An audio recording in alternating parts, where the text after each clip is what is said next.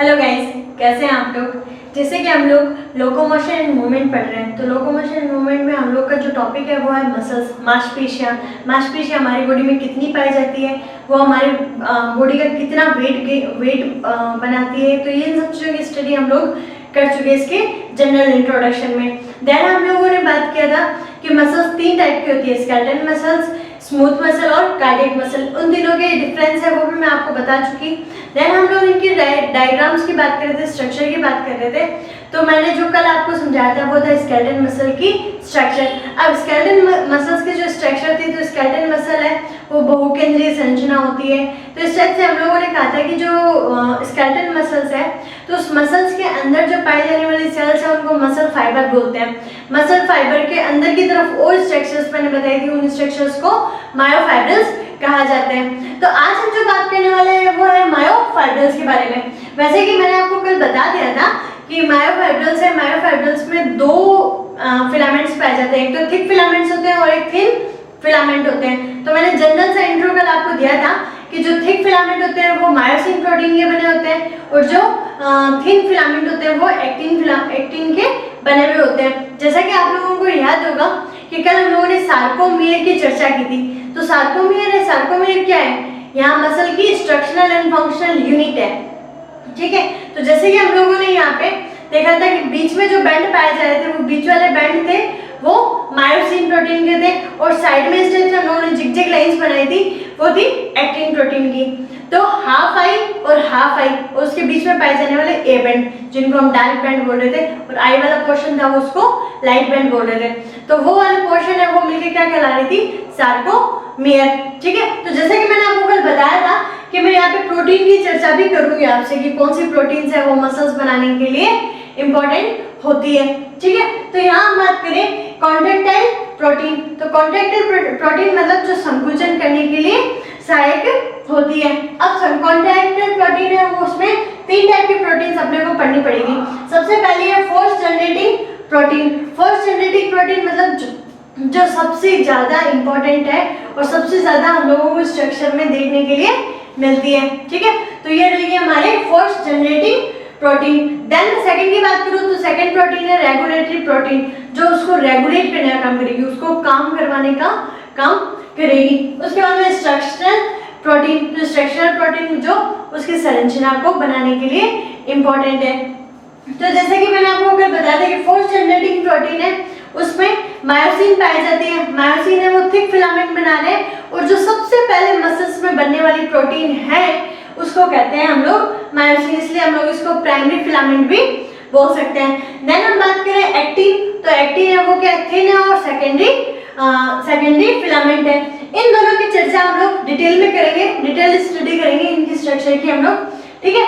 फिर regulatory protein है, उनके ऊपर मैंने कल आपको नाम बताए थे,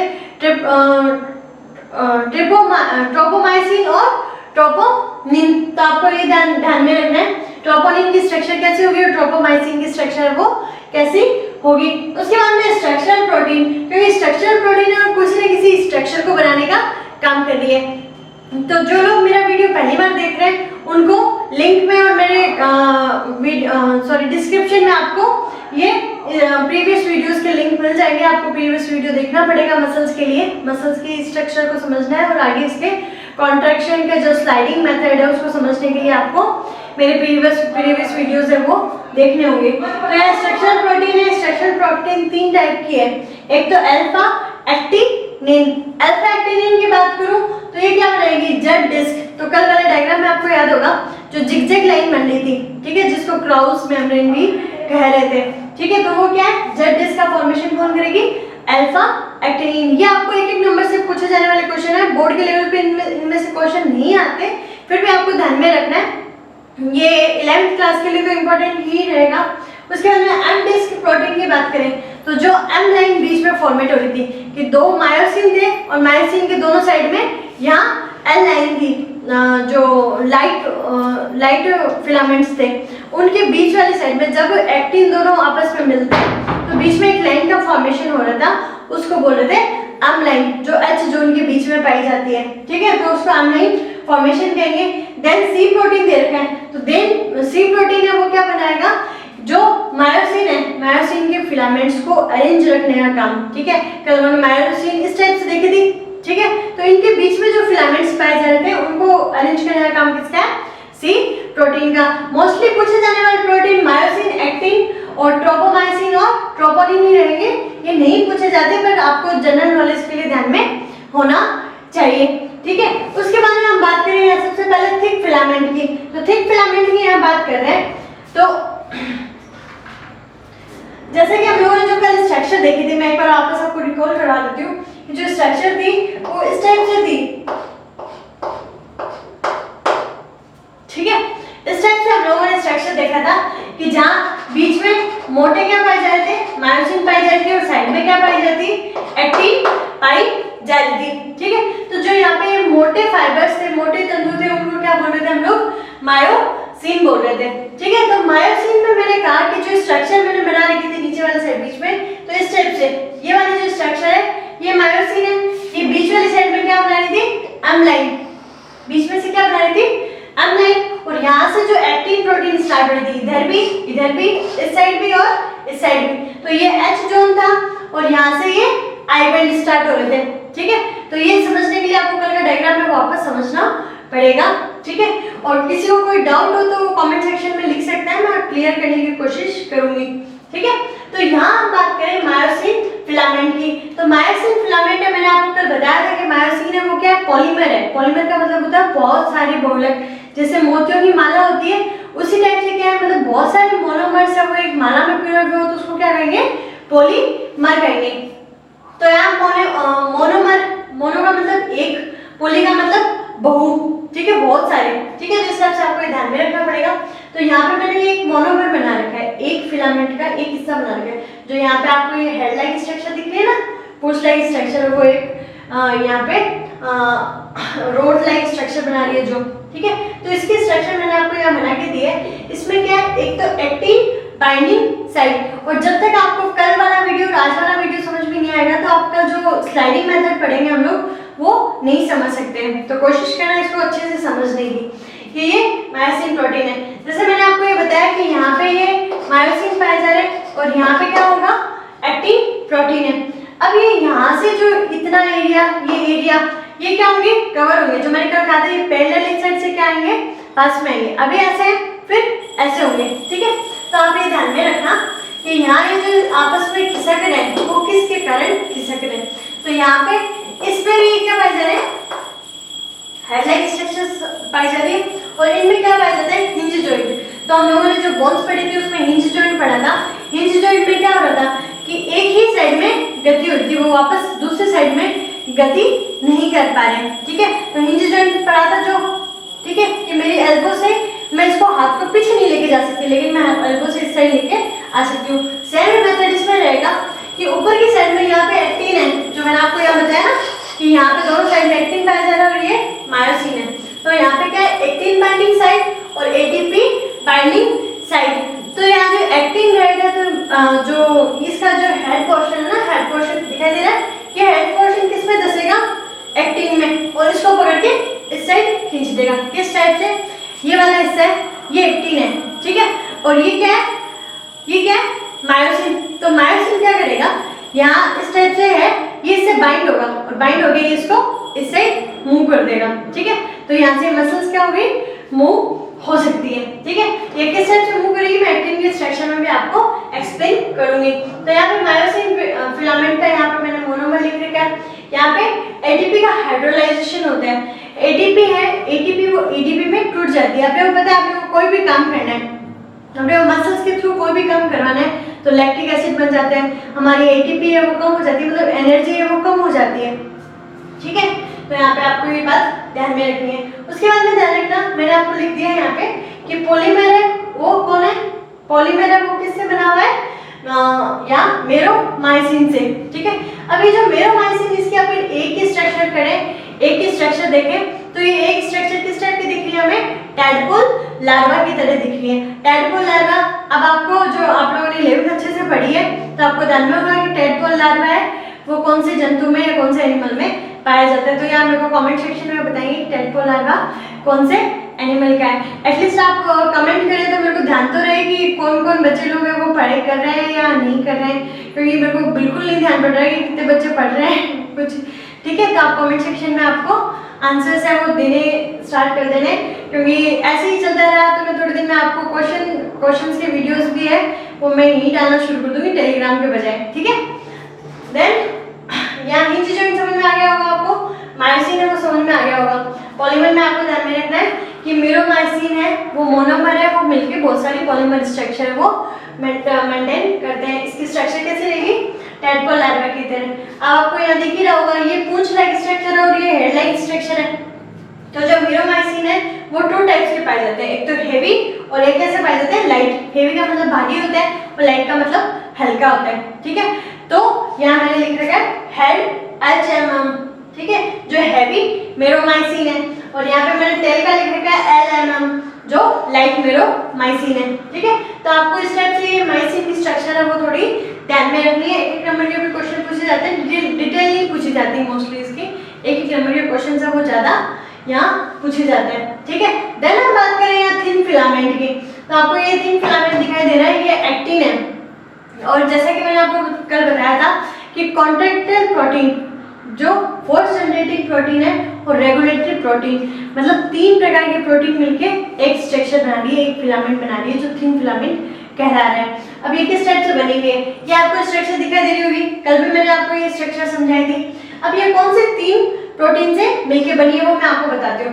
सबसे पहले एक्टिन, फिर ट्रोपोमायोसिन, फिर ट्रोपोनिन। ये नाम भी मैंने आपको कल बताए थे, तो इन नामों को ध्यान में रखते हुए कि यहाँ पे ये जो गोल गोल काफी सारी स्ट्रक्चर्स बनी हुई दिख रही है। ठीक है, तो ये गोल गोल स्ट्रक्चर है वो क्या है, G18 है। ठीक है, मैं यहाँ पे एक गोल स्ट्रक्चर बना देती हूँ, ये एक क्या है, G18 है। ठीक है, ग्लोब्यूलर एक्टिन बोलते हैं, तो इसको G18 बोल सकती हूँ। अब इस G18 में क्या पाया जाता है, यहाँ पे खांच पाई जाती है।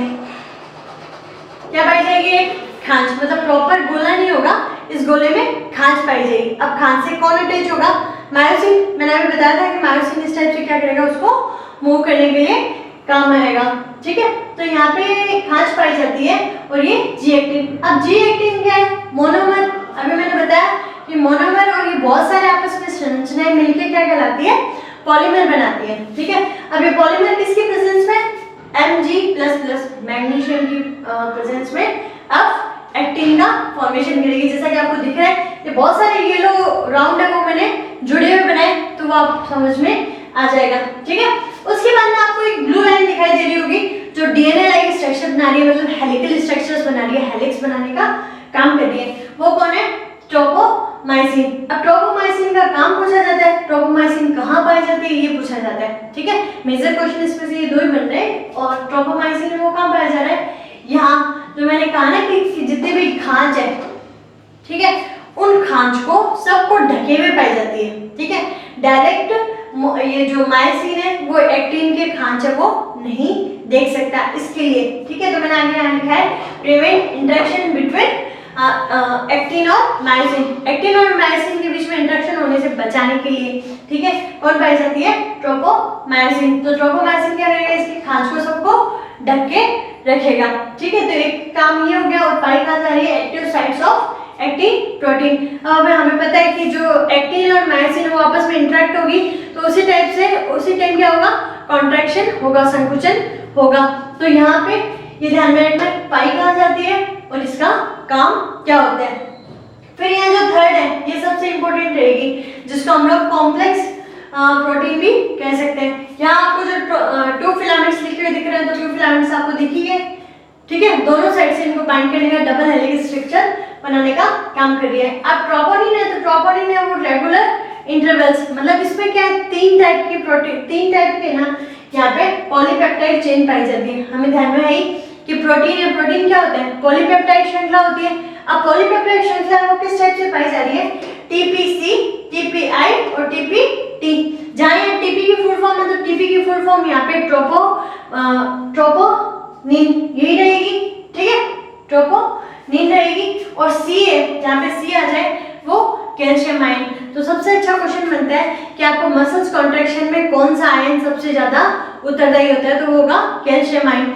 जो आप स्ट्रक्चर कल वाली समझ लेंगे और आज वाली स्ट्रक्चर समझ लेंगे तो कल वाला जो वीडियो रहेगा वो समझने के लिए आपको बहुत ज़्यादा इजी रहेगा। ठीक है, तो यहाँ पे कैल्शियम बाइंडिंग साइट तो सी लिखा हुआ है यहाँ पे, तो ये ध्यान में रखना। उसके बाद में मैंने लिखा है टीपीआई, तो टीपीआई इनहिबिटर इस टाइप से पाई जाती है। ठीक है, 1 2 3 स्ट्रक्चर। ठीक है, ये आपको 3 गोले यहाँ दिख रहे हैं पिंक कलर में बने हुए। तो यहाँ क्या होता है कि यहाँ पे बाहर वाली साइड में सार्कोलेमा है। अब सार्कोलेमा से कैल्शियम आयंस है, वो कैल्शियम मैंने कल आपको ये भी बताया था कि कैल्शियम आयंस कहाँ पाए जाते हैं, सार्कोप्लाज्मिक रेटिकुलम के पास में। तो कैल्शियम आयन है वो क्या किसको देगा, यहाँ इसको एक्टिन को, एक्टिन वाला इसका बाहर वाली साइड में था। अब यहाँ से क्या होगा, एक्टिन को मिला, देन यहाँ पे ट्रोपोमाइसिन बाइंडिंग प्रोटीन, अब यहाँ से एक को मिला, ये दूसरा क्या करेगा ट्रोपोमाइसिन से जुड़ जाएगा और जैसे ही कैल्शियम आयन गेन करेगा ट्रोपोमाइसिन को ये पुल करेगा ऊपर की तरफ। ठीक है, यहाँ से ट्रोपोमाइसिन इसको पकड़ के क्या कर लेगा, पुल कर लेगा। पुल करने के बाद में यहाँ पे जो जितने भी जो एक्टिव साइट्स थी जिनको ट्रोपोमाइसिन एक्सपोज नहीं होने दे रहा था, तो वो क्या होगी, खुल जाएगी और खुल जाने से मायोसिन प्रोटीन है वो इससे अटैच होके मसल को कॉन्ट्रैक्ट कर देगी, संकुचित कर देगी। और ये इनहिबिटर का मतलब जो उसका निरोधी होगा, मतलब उसको जो रोकने का काम करेगा। तो इस टाइप से आपको ये तीनों के तीनों प्रोटीन्स, यहाँ एक्टिन प्रोटीन और मायोसिन प्रोटीन है, उसकी स्ट्रक्चर आपको समझ में आ गई होगी। यदि कुछ नहीं समझ में आ रहा है, यदि किसी भी चीज़ में कोई प्रॉब्लम आ रही है तो आप मेरे को कमेंट सेक्शन में बता सकते हैं, मैं आपका रिप्लाई भी करूँगी, मैं आपको अच्छे से समझा भी दूंगी उस चीज़ को वापस। ठीक है, तो नोट्स बनाइए अपने, और नोट्स के लिए जैसे हर चीज़ है वो बोर्ड पे लिखना पॉसिबल नहीं है। बोर्ड पे मैं सिर्फ डायग्राम आपको समझाने वाली हूँ, जो थ्योरी रहेगी वो नोट्स में ही अवेलेबल रहेगी। और आपको भी है कि आप मेरे से आप डायग्राम में समझ लोगे, लेकिन आप एग्जामिनर को डायग्राम से नहीं समझा सकते। कहने को ये थ्योरी है वो इनफ है, आप लिख सकते हो, लेकिन सिर्फ याद करने के लिए, ये सिर्फ लर्न करने के लिए मैं इस टाइप से आपको शॉर्ट में लिखवा देती हूँ। अब हर किसी को है कि शॉर्ट से जो लैंग्वेज है, जो थ्योरी है वो लिखना आए नहीं आए, तो इसके लिए आप लोग मेरे टेलीग्राम चैनल पे जाके उससे पढ़ सकते हैं। ठीक है, तो खुश रहिए, मुस्कुराते रहिए और घर पे सुरक्षित रहिए। Thank you.